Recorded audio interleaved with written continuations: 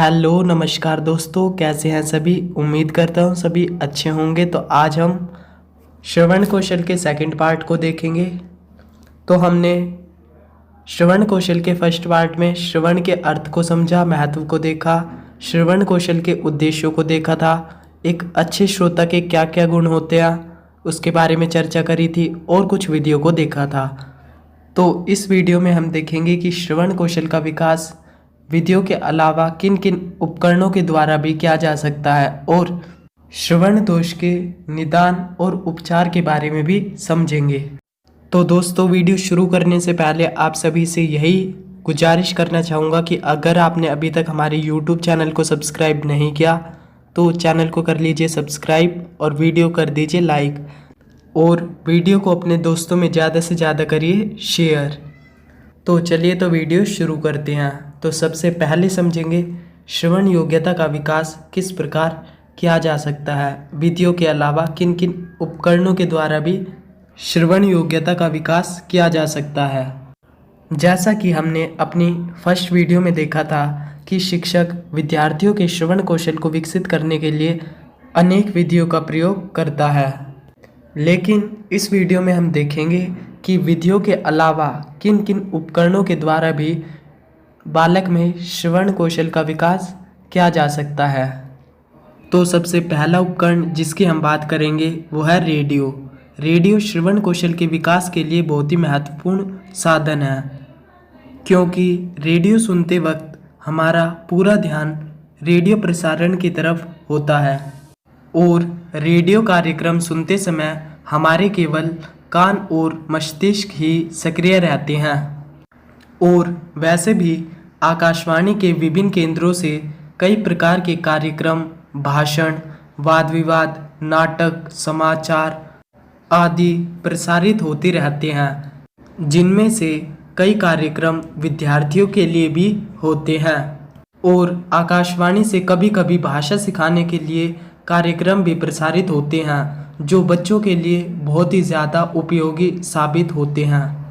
और अध्यापकों को भी बच्चों को रेडियो कार्यक्रम के बारे में बताना चाहिए जो उनके लिए उपयोगी हो और बच्चों को रेडियो सुनने के लिए प्रेरित भी करना चाहिए। लेकिन अध्यापक बच्चों को रेडियो सुनने के लिए तभी प्रेरित कर सकेंगे जब वे खुद रेडियो को सुनते हों, रेडियो के कार्यक्रमों को सुनते हों, तभी वे बच्चों के साथ विचार विमर्श कर पाएंगे। और शिक्षकों को भी रेडियो कार्यक्रमों की जानकारी होनी चाहिए, तभी वे बालकों में श्रवण कौशल का विकास कर सकेंगे। चलिए तो अब दूसरे उपकरण की बात करते हैं जिसके द्वारा बालकों में श्रवण योग्यता का विकास किया जा सकता है। दूसरा उपकरण है दूरदर्शन या सिनेमा। दूरदर्शन और सिनेमा भी श्रवण कौशल विकसित करने का एक अच्छा साधन है। वैसे तो ये साधन मनोरंजन के साधन है, लेकिन अध्यापक के उचित मार्गदर्शन से इन्हें भाषा के विभिन्न कौशलों के शिक्षण के लिए भी प्रयोग में लाया जा सकता है और इसके माध्यम से श्रवण को जितना प्रभावशाली बनाया जा सकता है उतना शायद किसी और वस्तु के द्वारा नहीं बनाया जा सकता, क्योंकि इसमें आवाज़ सुनाई देने के साथ साथ दृश्य भी दिखाई देता है, जिससे ऐसा प्रतीत होता है कि उसे जो भी दिखाई दे रहा है वो एकदम सच्ची घटना है। और दूरदर्शन के द्वारा बच्चों में ध्यानपूर्वक और मनोयोग से सुनने और सुनकर समझने की क्षमता का विकास होता है कि बच्चे पहले दूरदर्शन को देखते हैं, सुनते हैं और फिर उसे समझने की कोशिश करते हैं। और दूरदर्शन और सिनेमा जैसे साधनों का उचित ढंग से प्रयोग करके अध्यापक छात्रों के श्रवण कौशल को विकसित करने में एक अहम भूमिका निभा सकते हैं। तो चलिए अब अगले उपकरण के बारे में देखते हैं। अगला उपकरण है टेप रिकॉर्डर। टेप रिकॉर्डर सामान्य रूप से मनोरंजन के साधन के रूप में प्रयोग किए जाते हैं, लेकिन श्रवण कौशल विकसित करने के लिए इसका प्रयोग एक उपयोगी साधन के रूप में भी किया जा सकता है और भाषा शिक्षण में इनका उपयोग बहुत ही लाभदायक सिद्ध हो सकता है।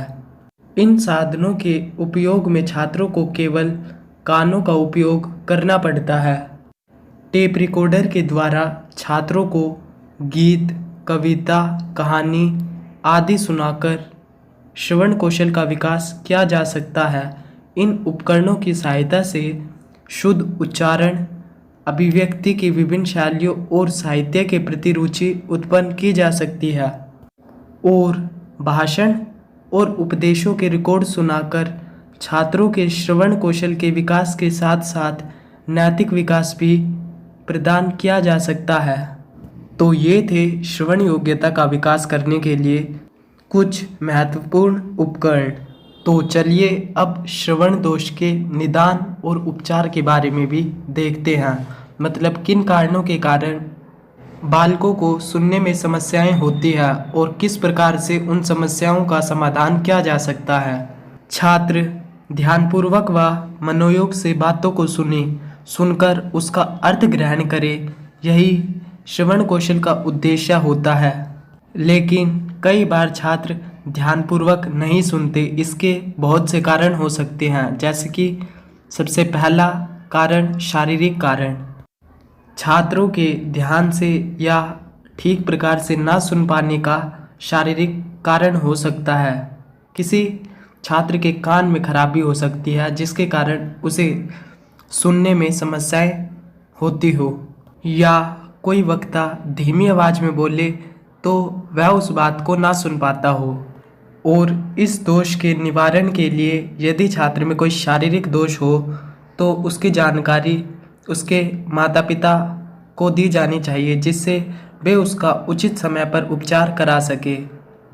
और जिन छात्रों को सुनने में कुछ समस्याएं होती है तो अध्यापक को उन्हें कक्षा में आगे बिठाना चाहिए और अपने स्वर को थोड़ा ऊंचा रखना चाहिए, जिससे सभी बालकों को ठीक प्रकार से सुन सके। चलिए तो अब दूसरे कारण को देखते हैं। दूसरा कारण है मनोवैज्ञानिक कारण। अगर बच्चा किसी बात को लेकर चिंतित है या डरा हुआ है तो भी वह बातों को ध्यानपूर्वक नहीं सुनता। कई बार बालक अपने अध्यापक के व्यवहार से डरा हुआ होता है, तो कई बार अपने शरारती दोस्तों की धमकी की वजह से और कोई अन्य कारण भी हो सकते हैं। और जो ये मनोवैज्ञानिक कारण हैं, ये बच्चे के घर से संबंधित भी हो सकते हैं या विद्यालय से संबंधित भी हो सकते हैं। और जब तक इन कारणों को ढूंढा नहीं जाएगा तो बच्चे ध्यानपूर्वक बातों को भी नहीं सुन पाएंगे। और अगर बच्चा किसी प्रकार के भय में है, चिंता में है, तो उसका पता लगाना शिक्षक का कर्तव्य होता है कि वह इस बात का पता लगाए कि बच्चे को क्या समस्या है और उस समस्या को कैसे सुलझाया जा सकता है। और एक अच्छे शिक्षक का यही कर्तव्य है कि वह बच्चों की समस्याओं का पता लगाए और समस्याओं का समाधान करने की कोशिश करे। तो चलिए अब अगले कारण को देखते हैं। अगला कारण है श्रुत सामग्री में रोचकता का अभाव। अगर बच्चे को श्रुत सामग्री में रुचि नहीं है तो भी वह बातों को नहीं सुनता। सभी बच्चों की अपनी अपनी रुचि होती है और अगर श्रव्य सामग्री रुचि के अनुरूप नहीं होती तो बच्चा बातों को नहीं सुन पाता और ना ही सुनने की कोशिश करता। तो एक अच्छे शिक्षक का यही दायित्व है कि अगर सामग्री रुचिकर ना हो तो विभिन्न प्रकार की सहायक सामग्रियों का प्रयोग करके उसे रुचिकर बनाया जाए। तो चलिए अब अगले कारण को देखते हैं। अगला कारण है श्रुत सामग्री का बच्चों के स्तर के अनुरूप ना होना। अगर जो सामग्री है वो उनके स्तर के अनुरूप नहीं होगी तो ना तो बच्चा उन चीज़ों को समझ पाएगा और ना ही समझने की कोशिश करेगा। इसलिए एक अच्छे शिक्षक को हमेशा ऐसी सामग्री का चयन करना चाहिए जो बच्चे के स्तर के अनुरूप हो और बच्चे भी उस चीज़ को ध्यानपूर्वक सुने और उसमें अपनी रुचि ले सके। तो चलिए अब अगले कारण को देखते हैं। अगला कारण है आसपास का वातावरण। अगर आसपास का वातावरण ठीक नहीं है तो भी बच्चे बातों को ठीक प्रकार से नहीं सुन पाते। अगर विद्यालय के आसपास कोई बाजार हो या वहाँ पर कोई लाउड स्पीकर में गाने चल रहे हों तो बच्चों को बातों को सुनने में समस्याएं उत्पन्न हो सकती है। और ऐसी ध्वनि प्रदूषण के कारण भी बच्चों को सूचनाओं को सुनने में बाधा आ सकती है। तो एक शिक्षक को हमेशा इस बात का ध्यान रखना चाहिए कि बच्चे के आसपास का वातावरण शोर मुक्त हो, वहाँ पे किसी प्रकार की ध्वनि प्रदूषण ना हो, क्योंकि बच्चे शांत वातावरण में ही ध्यान लगाकर वक्ता के भावों को अच्छी तरह से ग्रहण कर पाते हैं।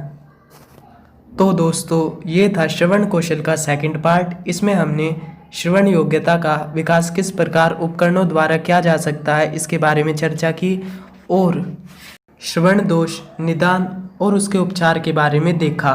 उम्मीद करता हूँ वीडियो आपको पसंद आई होगी। वीडियो पसंद आई हो तो वीडियो को करें लाइक, कमेंट करके बताएं कैसी लगी और अपने दोस्तों में ज़्यादा से ज़्यादा वीडियो को करें शेयर। जल्द मिलेंगे एक नई वीडियो के साथ, तब तक के लिए दीजिए हमें इजाज़त। जय हिंद।